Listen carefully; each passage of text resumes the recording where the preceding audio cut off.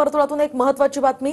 कार्यकर्त्यांशी बोलणार, जाताना लपून जाणार नाही असं धंगेकरांनी म्हटलंय. तर गेल्या 30 वर्षांपासून लोकांसाठी रस्त्यावर लढतोय असं सुद्धा रवींद्र धंगेकर म्हणाले. तर शिंदेंच्या शिवसेनेमध्ये रवींद्र धंगेकर जाणार असल्याची सध्या चर्चा सुरू झाली आहे.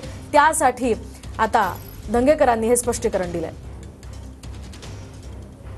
तुमचं जे व्हॉट्सअप स्टेटस होतं त्यावर तुमच्या गळ्यात भगवं उपरणं होतं आणि शाहकार रुतबा शहनशाह असं गाणं पाठीमागं वाजत होतं. नेमका अर्थ काय आहे त्याचा?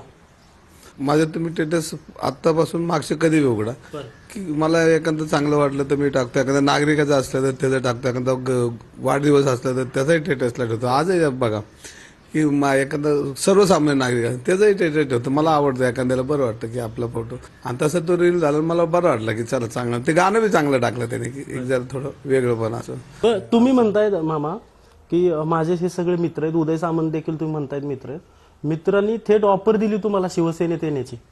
त्यांना वाटत असेल की आपला मित्र पाहिजे जवळ. कोणाला वाटतं? तर तुम्हाला वाटतं कधी कधी पाहिजे. आता आपला स्वभाव चांगला आहे, आपण लोकांशी बोलतो, येतो जातो. आणि शेवटी मी माझ्या स्वतःसाठी कधी काय मागितलं आणि विषय असा की मी लढलो. तुम्ही पाहिलं असेल गेल्या 30 वर्षामध्ये मी रस्त्यावर लढतोय. आणि त्यामुळे लोकांना आवडत असेल, चांगला कार्य करतात. आणि त्यामुळे ऑफर देणं काही त्यांची चूक नाही की शेवटी त्यांना वाटत असं. हे सगळं काल ते पाहिल्यानंतर आमचे कार्यकर्तेच धुमाकूळ घालतात. त्यांच्याशी आज बोलणार आहे मी. कार्यकर्ते म्हणत असतील की आता कार्यकर्ते हे फोटो व्हायरल करतायत, कार्यकर्त्यांची जर इच्छा असेल की तुम्ही शिवसेनेत जावं तर तसा विचार होणार आहे का? आता मी कार्यकर्त्यांशी बोलतो आणि सगळ्यांशी बोलतो. आणि मी जाताना काय असं एकतर माझ्या डोक्यात अजून काय नाहीये, पण जाताना काही लपून जाणार नाही किंवा येताना लपून येणार नाही.